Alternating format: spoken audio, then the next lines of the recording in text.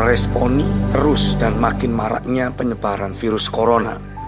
Tuhan membawa saya untuk makin menyadari betapa pentingnya untuk umat Tuhan betul-betul berpindah dan hidup dalam kerajaannya yang tak tergoncangkan. Ibrani 12 ayat 27-29. Karena memang segala sesuatu yang ada dalam dunia ini akan terus digoncang. Hanya mereka yang terus belajar hidup hanya dari firman-Nya yang akan menikmati kehidupan yang tak tergoncangkan. Itu sebabnya adalah penting untuk umat Tuhan terus memelihara keterhubungan dengan hamba-hamba Tuhan yang membawa firman dalam hidupnya. Karena dari situlah kebergantungan terhadap Tuhan akan jadi terus bertumbuh. Tuhan membawa saya untuk membaca firman dari kitab Wahyu. Tepatnya Wahyu pasal 7 ayat 1 sampai ayat yang ketiga. Alkitab mencatat, kemudian daripada itu, aku melihat 4 malaikat berdiri pada keempat penjuru bumi. Dan mereka menahan keempat angin bumi, supaya jangan ada angin bertiup di darat, atau di laut, atau di pohon-pohon. Dan aku melihat seorang malaikat lain muncul dari tempat matahari terbit. Ia membawa meterai Allah yang hidup. Dan ia berseru dengan suara nyaring kepada keempat malaikat yang ditugaskan untuk merusakkan bumi dan laut. Katanya, janganlah merusakkan bumi atau laut atau pohon-pohon, sebelum kami memeteraikan hamba-hamba Allah kami pada dahi mereka.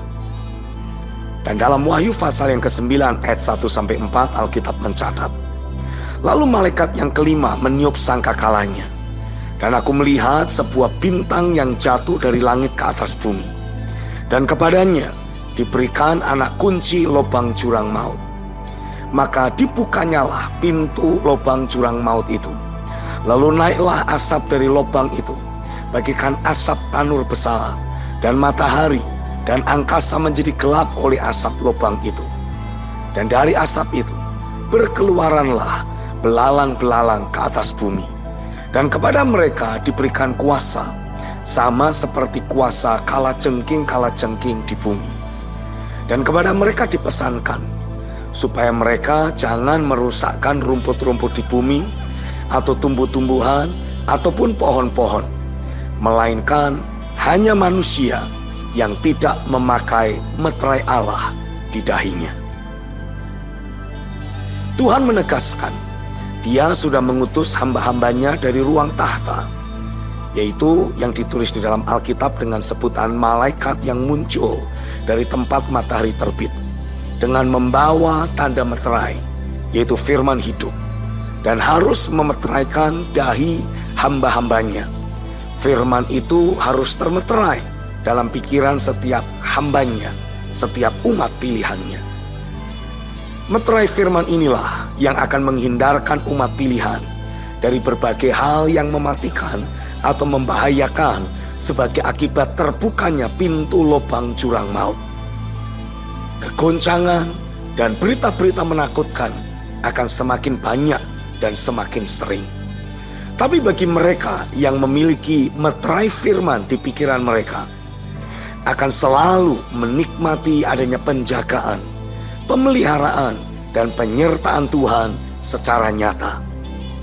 Kerajaan yang tak tergoncangkan itu sangat nyata, bukan hanya sekedar wacana atau informasi kosong. Jadi saat umat pilihan terus membangun hidup sesuai dengan takaran iman yang Tuhan berikan, mereka pasti akan mengalami bagaimana kehidupan sehari-hari mereka jadi dibedakan dan diistimewakan dari antara orang-orang lain di bumi ini. Doa dan harapan saya, biarlah setiap kita terus mengalami adanya firman yang berbicara dalam hidup kita, dan dengan ketaatan kita terus melangkah dalam firman yang Ia nyatakan tersebut. Dari situlah realita kerajaan yang tak tergoncangkan tersebut jadi semakin bermanifestasi dalam kehidupan sehari-hari kita. Amin. Saya Stephen Agustinus. God bless you.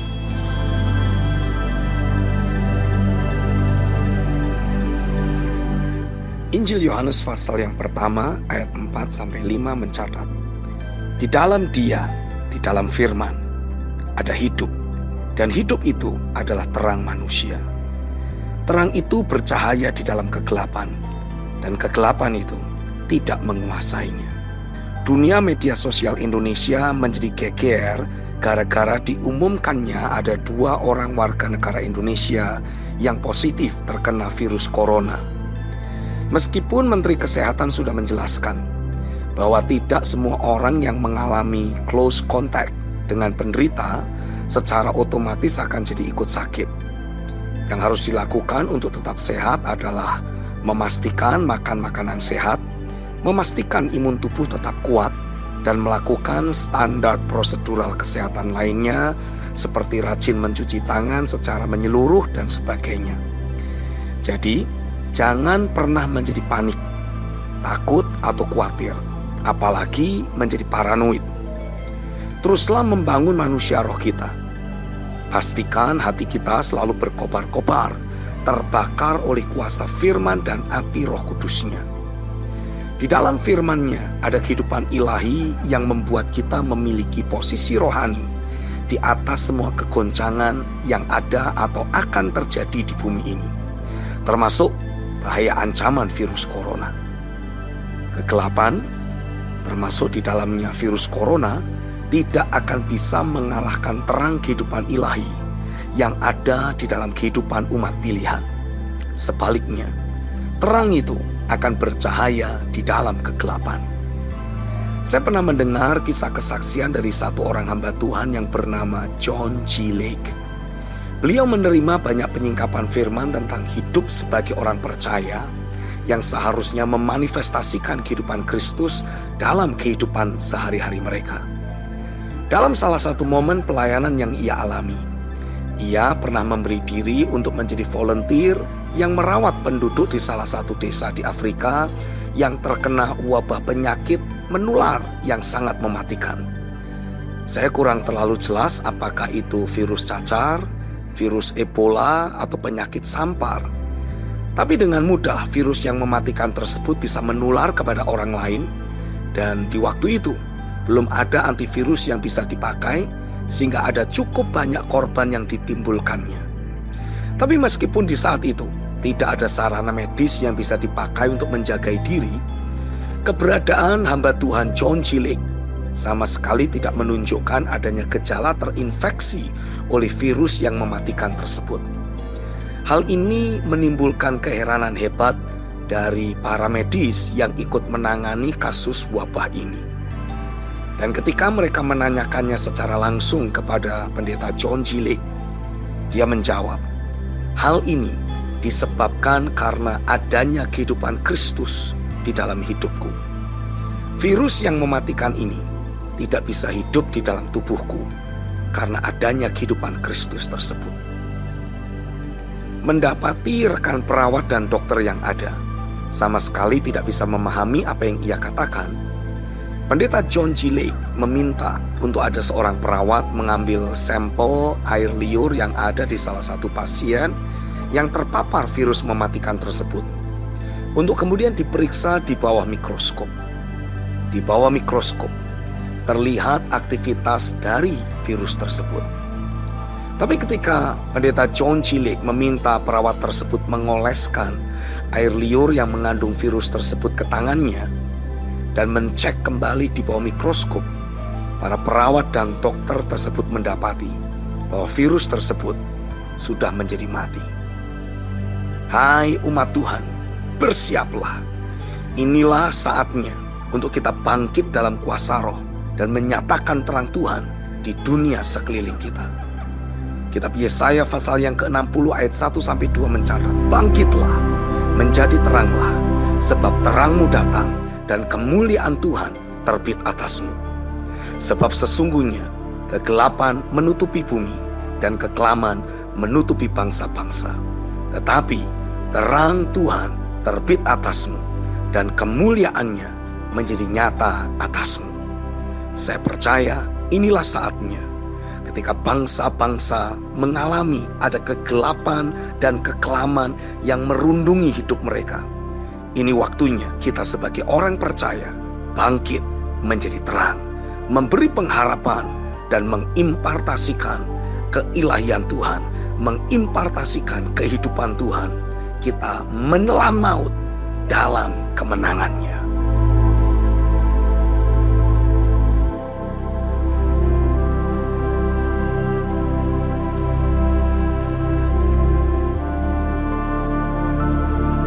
Karena suatu kabar buruk, perilaku suatu bangsa bisa mengalami perubahan secara drastis.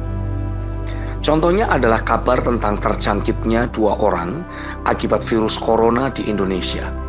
Apalagi sekarang sudah ada beberapa korban jiwa.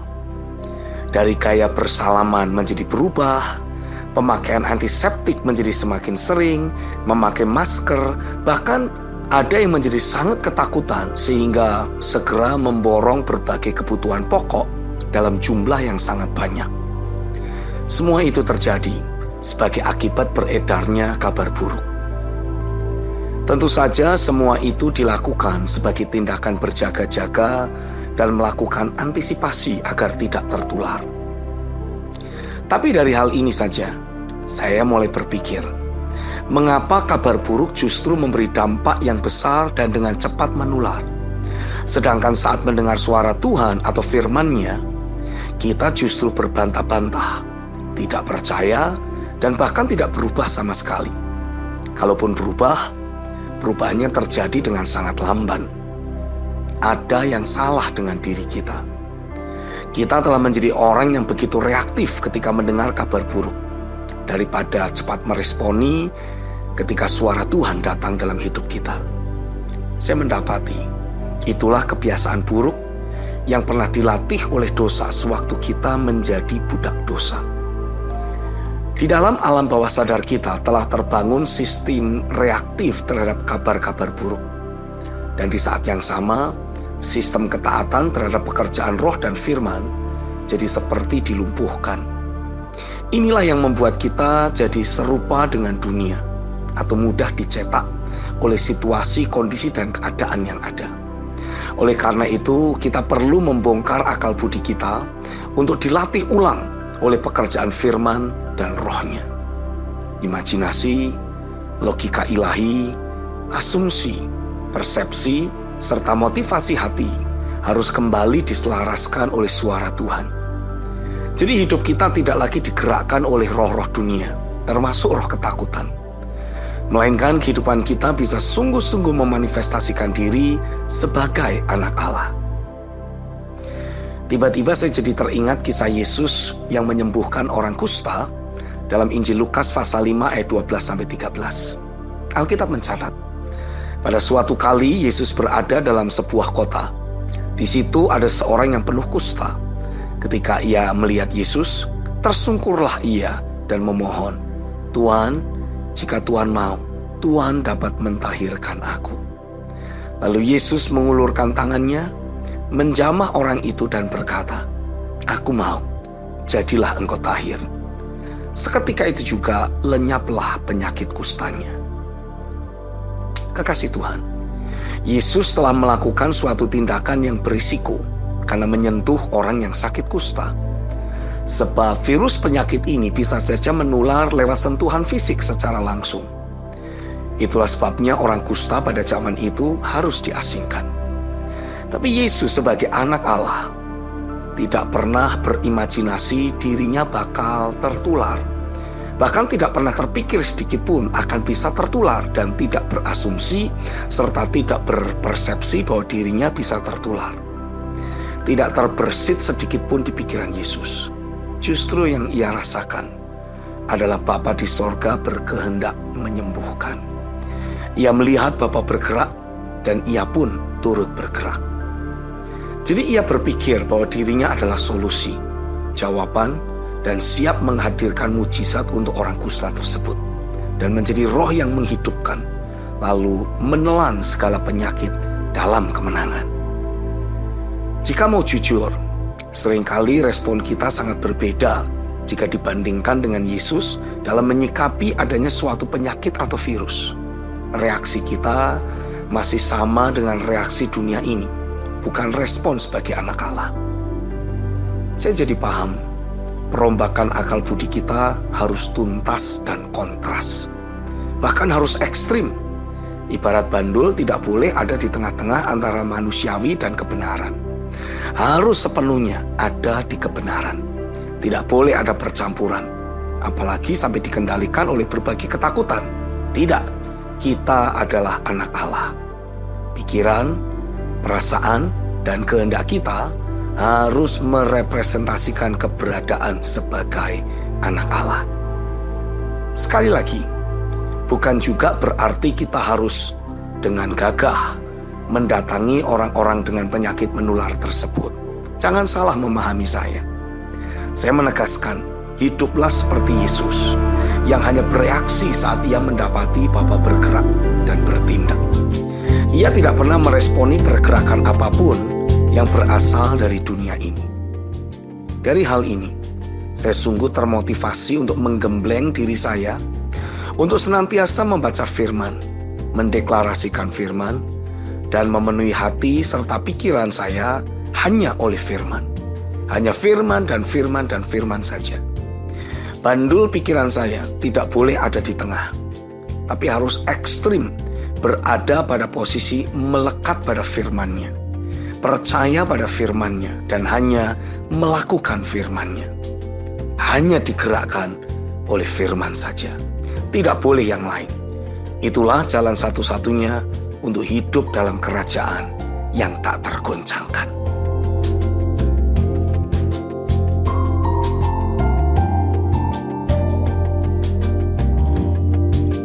Pada hari-hari ini, makin nyatalah message atau suara Tuhan yang berkata di dalam kitab Yoel pasal yang ketiga ayat 10 dan ayat 14. Firman Tuhan mencatat, tempalah mata bajakmu menjadi pedang, dan pisau-pisau pemangkasmu menjadi tombak.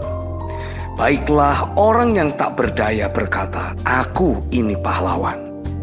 Banyak orang di lembah penentuan. Ya, sudah dekat hari Tuhan di lembah penentuan. Kekasih Tuhan, bagi Anda yang selama ini terus menerima pesan firman melalui Daily Devotion Pastor Stephen Agustinus ini, dan betul-betul merendam diri di dalamnya, dalam arti Anda terus menggosokkan pesan-pesan firman yang datang, hingga betul-betul melekat dalam hidupmu, mulai mempengaruhi sudut pandangmu, sikap hati, dan dasar keyakinanmu. Sehingga firman sudah mencetak ulang aspek pertimbangan dan pengambilan keputusanmu. Sehingga apapun data dan fakta negatif yang tidak selaras dengan janji firman yang tersaji di depan mata tidak akan pernah menggoyahkan keyakinan imanmu.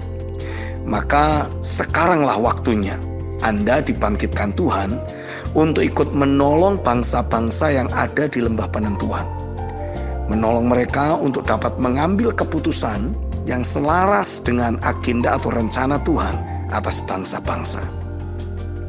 Inilah saatnya Anda menolong bangsa-bangsa mengambil keputusan untuk menjadi bangsa domba dan diselamatkan oleh karena anugerahnya. Bagaimana caranya? Tularkan firman yang telah kita terima untuk juga menjadi dasar keyakinan mereka. Ada banyak orang yang hari-hari ini terus hidup dalam ketakutan dan keputusasaan. Belum lagi intimidasi yang musuh lakukan melalui merebaknya virus corona di seluruh dunia. Ini semua membuat banyak orang ada di lembah penentuan. Seharusnya mereka segera mengambil keputusan untuk berbalik dan kembali kepada Tuhan. Tapi ada banyak dari mereka yang tidak tahu jalan untuk kembali kepada Tuhan. Inilah saatnya kita bangkit menjadi tanda dan alamat bagi mereka.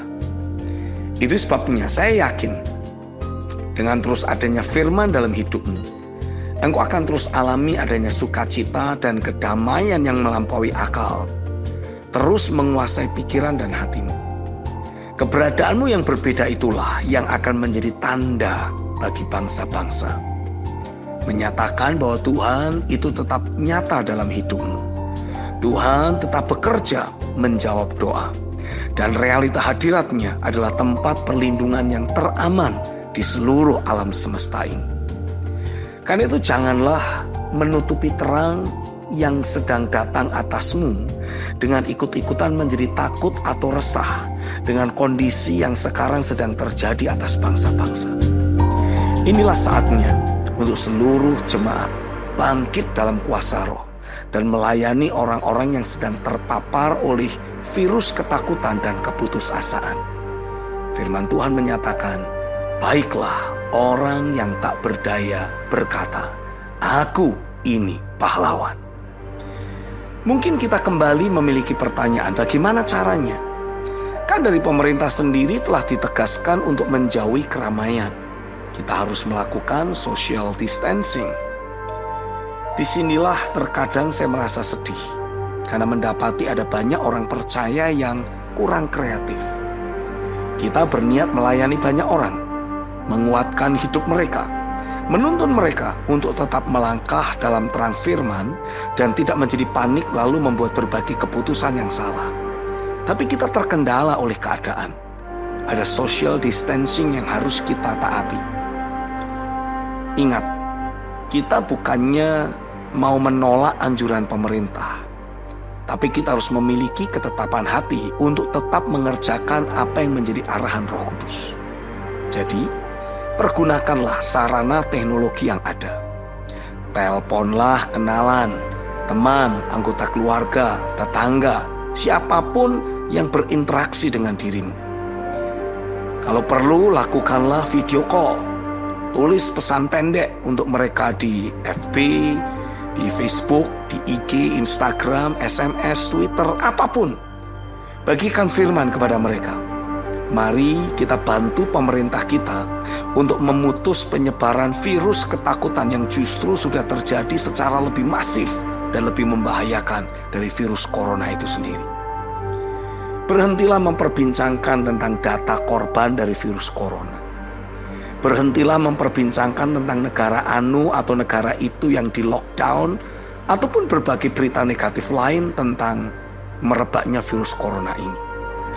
Inilah saatnya kita membagikan perlindungan yang Tuhan tawarkan melalui tanda meterai firman. Anda dapat membaca hal tersebut di dalam kitab Wahyu pasal 7 dan pasal yang ke-9.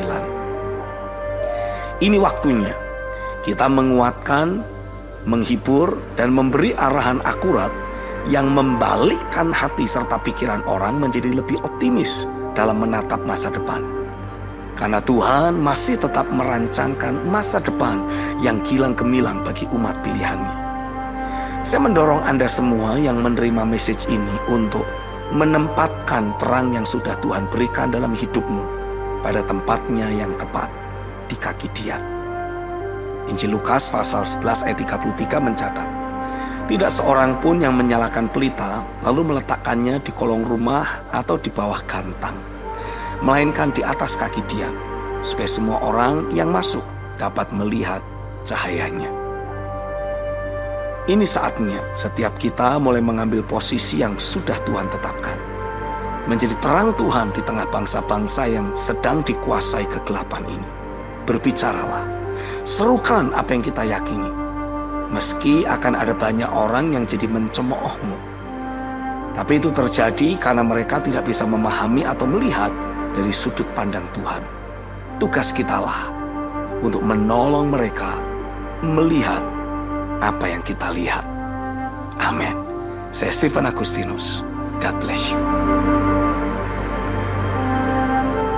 Mari dapatkan renungan harian Pastor Stephen Agustinus yang akan membangkitkan dan menyegarkan roh Anda dengan cara mengetik nama, kota, dan nomor WhatsApp Anda.